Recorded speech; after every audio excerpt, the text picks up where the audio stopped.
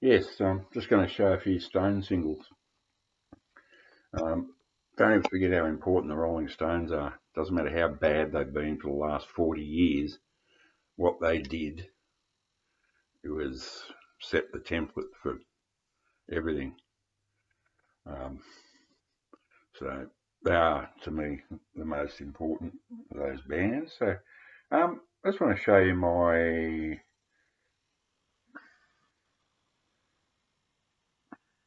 uh, UK copy of I Want to Be a Man.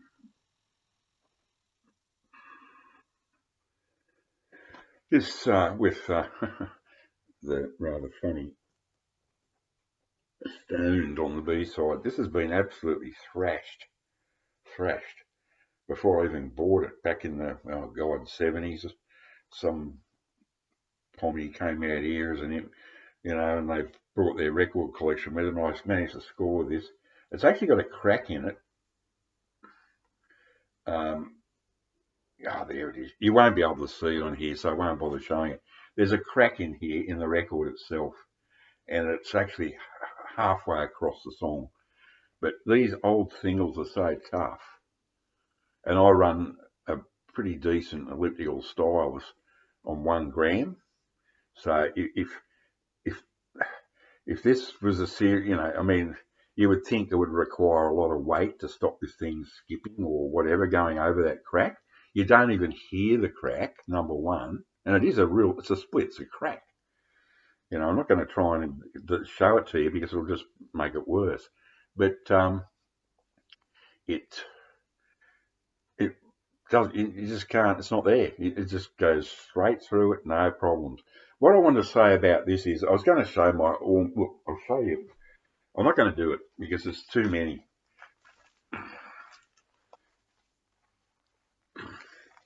I'll just give you a rough idea.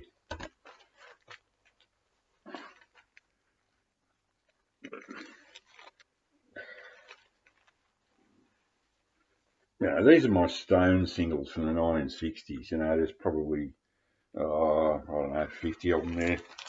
Um, Many double ups. I've got probably half a dozen at least copies of Have You Seen Your Mother Baby? Their worst selling single. And probably the greatest thing they ever did in the Jones Stones era. And just the energy on Have You. Anyway, I'm getting off track. This hasn't got a Bo Diddley beat, but of course, some people might not know is that Elias McDaniel was given that name, Bo Diddley, by someone at Chess Records, I think it was one of the Chess brothers gave him or that moniker, Bo Diddley. Don't take that as gospel, but someone gave him that name. I think it was one of the Chess brothers that ran Chess Records in Chicago, I think. Um, yeah, the diddley bow is an old African instrument, and it's a keening sort of a sound. And Bo Diddley himself has admitted that his Bo Diddley beat is derived from an old African um, rhythm, chant, beat, whatever you want to call it, probably with a diddley bow. Don't take that as gospel.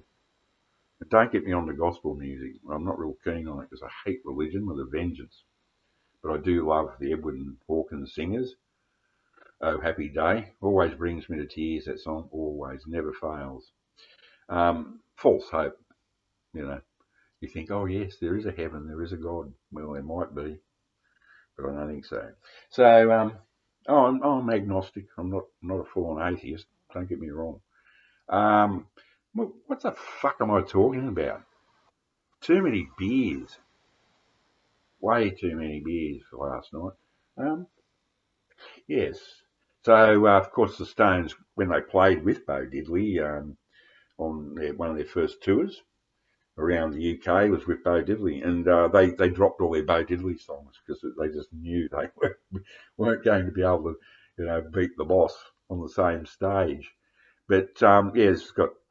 I don't know how I got on about Italy, but this people always say "You Really Got Me" by the Kinks is the first sort of savage guitar sound in '60s pop, which was a real shock to some. You young people can't realise just how um, savage songs like "You Really Got Me" by the Kinks or "My Generation" by the Who.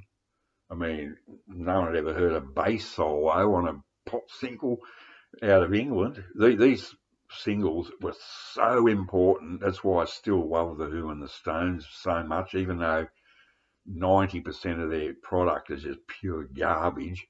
The 10% are gems, and they are influential beyond belief.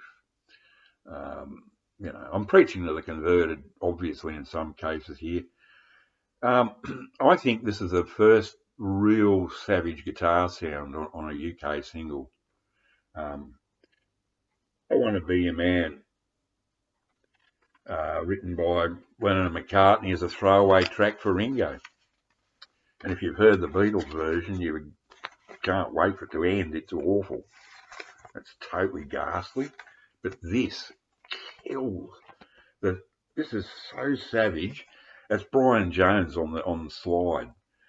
And Bill Perks, I refuse to use his stupid stage name, Wyman, because I keep thinking of that ugly actress, somebody Wyman from the 1950s, 40s.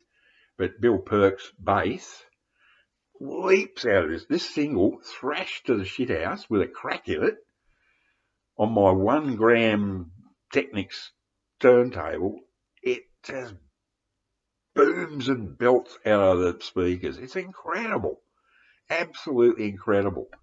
The bass, it's just funky ass bass running all through it with little bass runs up and down. See, Bill actually did it before, what's his name out of the Who, with My Generation, at least 2-3 years before Entwistle did that. It's real. It's not a sort of a solo in a way that the Entwistle one is, but it's actually all through the record. It's great bass. Don't underestimate Bill Perks. And Brian Jones's slide on this is savage. There's no other word for it. It is savage. And I think it was one of the great bluesmen. It could have been Muddy Waters, or somebody said, all these bands they're just trying to do it, but they all, I think, whoever it was, he acknowledged that this was just awesome, and like he knew they nailed it. So yeah, it's just something something on my mind, and just thought I'd share that.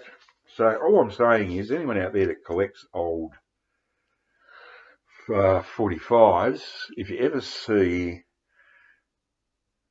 a copy of I Want to Be a Man from the 60s, and you can find it cheap, get it. It's awesome.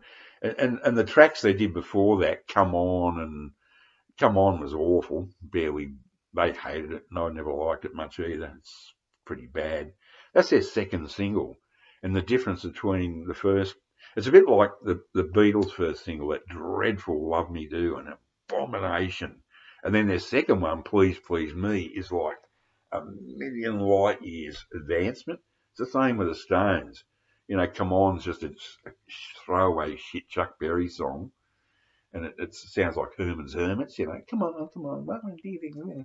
And then they come out with, I Want to Be a Man. That's the same deal. The Beatles' second single absolutely nailed their reputation. Same with the Stones. And then after that, they came out with Not Fade Away, a toughed up version of a Buddy Holly song. It's great, but it hasn't got the power this has got. And then the fourth single, I think,